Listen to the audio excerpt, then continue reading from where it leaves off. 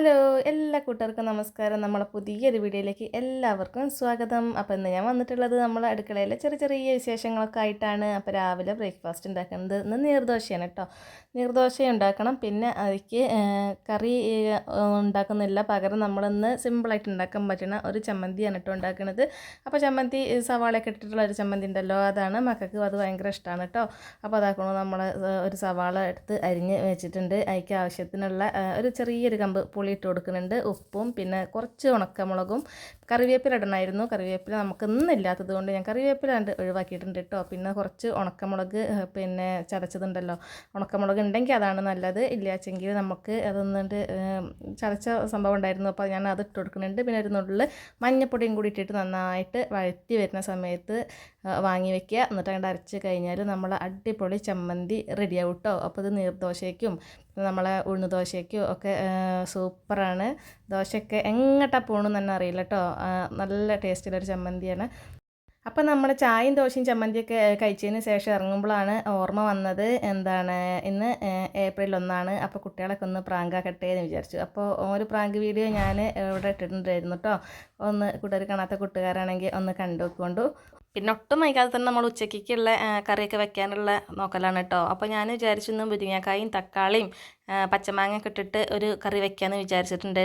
അപ്പോൾ കുക്കറിൽ കുറച്ച് പരിപ്പ് അവിടെ വേവിക്കാനും മാറ്റി വെച്ചിട്ടുണ്ടായിരുന്നു കേട്ടോ. അപ്പോൾ പിന്നെ നമ്മൾ ഈ കഷ്ണങ്ങളൊക്കെ വേവാൻ ആവശ്യമായിട്ടുള്ള വെള്ളം ഒഴിച്ച് കൊടുക്കുകയാണ്. പിന്നെ അതിലേക്ക് ആവശ്യമായിട്ടുള്ള കുറച്ച് മുളക് പൊടിയും മഞ്ഞൾപ്പൊടിയും ഉപ്പും കൂടി ഇട്ടിട്ട് ഇത് കിടന്ന് നന്നായിട്ട് എന്നിട്ട് വേവട്ടെ.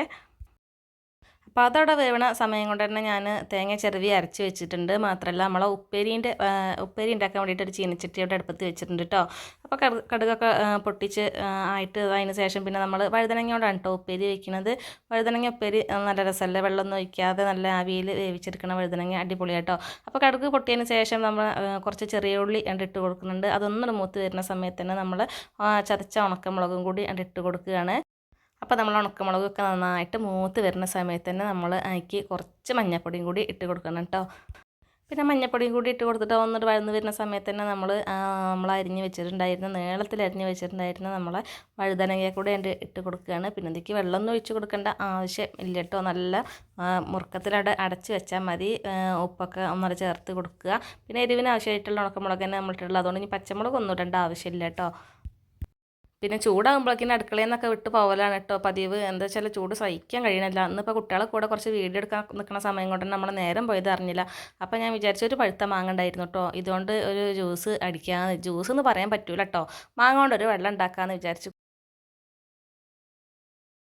അപ്പോൾ നമ്മൾ ആ ഒരു മാങ്ങേൻ്റെ തോലൊക്കെ എന്നിട്ട് ചെത്തിയിട്ട് എടുത്തിട്ടുണ്ട്. പിന്നെ ആവശ്യത്തിനുള്ള നല്ല മധുരമുള്ളൊരു വെള്ളം, തണുത്തത് കുടിക്കുമ്പോൾ ഒരു സുഖമാണല്ലോ അല്ലേ ചൂടുള്ള സമയത്ത്.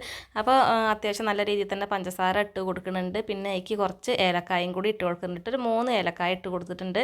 അപ്പോൾ അതാ നമ്മൾ അരച്ച് വെച്ചതൊക്കെ ഒന്ന് അരിച്ചിട്ട് എടുക്കുകയാണ്. പിന്നെ നല്ല രീതിയിൽ തന്നെ നീട്ടി കൊടുക്കുന്നുണ്ട്. കുറേ വെള്ളം ഒഴിച്ച് കൊടുക്കുന്നുണ്ട്. പിന്നെ കുറേ ഐസ് ക്യൂബ് കൊണ്ടിട്ട് കൊടുക്കുന്നുണ്ട്. ഇങ്ങനെ കുടിച്ച് കഴിഞ്ഞാൽ കുട്ടികൾക്ക് ദാഹവും മാറും. ഒരു തണുപ്പാണല്ലോ, അല്ലാതെ കുറുക്കെ ഉണ്ടാക്കണ സമയമല്ല കേട്ടോ ഇപ്പോൾ എന്ന് വിചാരിച്ചിട്ടാണ്. പിന്നെ ഒരു മാങ്ങയിലുള്ളത്, അപ്പോൾ എല്ലാവർക്കും ഉള്ളതുപോലെ എല്ലാവർക്കും കൂടി കൊടുത്തിട്ടുണ്ട്. കുട്ടികൾക്കൊക്കെ വെള്ളം നിറട്ടുണ്ട് കേട്ടോ, വെള്ളം കുടിച്ചിട്ട്. ഏതായാലും പിന്നെ അത് നമ്മളെ കൂട്ടാനൊക്കെ ഇപ്പോൾ ഇവിടെ വെന്ത് വന്നിട്ടുണ്ട്. ആ സമയത്ത് ഞാൻ തേങ്ങ അരച്ച് വെച്ചിട്ടുണ്ടായിരുന്നു കേട്ടോ, അതും കൂടി ഒന്നുകൊണ്ട് കൂട്ടി കൊടുക്കുകയാണെങ്കിൽ അതൊന്നുകൊണ്ട് വറവിട്ട് കഴിഞ്ഞാൽ നമ്മളെ പണി കഴിഞ്ഞു. അപ്പോൾ കൂട്ടാനൊന്നുകൊണ്ട് വറവിടുകയാണ് കേട്ടോ, കുറച്ച് കടുക് ഇട്ട് കൊടുത്തിട്ടാണ് വറവിടുന്നത്. അപ്പോൾ അതാ നമ്മൾ സൂപ്പർ കറിയൊക്കെ ഇവിടെ റെഡി ആയിട്ടുണ്ട്. പിന്നെ ഉപ്പേരി ഉണ്ട്. പിന്നെ നമ്മൾ കുറച്ച് ഉണക്കമീനും കൂടി ഉണ്ടാക്കുകയാണ് കേട്ടോ. അപ്പോൾ ഇതൊക്കെയാണ് കേട്ടോ ഇന്ന് നമ്മുടെ വീട്ടിലുണ്ടായിരുന്ന എളുപ്പത്തിൽ ഉണ്ടാക്കുന്ന ചോറും കറികളും. ചോറവിടെ മാറ്റി വെച്ചിട്ടുണ്ട് കേട്ടോ, അത് ഞങ്ങൾക്ക് കാട്ടി തന്നിട്ടില്ല. അപ്പോൾ കറികളൊക്കെ കണ്ടല്ലോ. അപ്പോൾ ഇന്നത്തെ വീഡിയോ കൂട്ടുകാർക്ക് ഇഷ്ടമാണെങ്കിൽ ഒന്ന് ലൈക്ക് ചെയ്യുക. അപ്പോൾ ടാറ്റാ.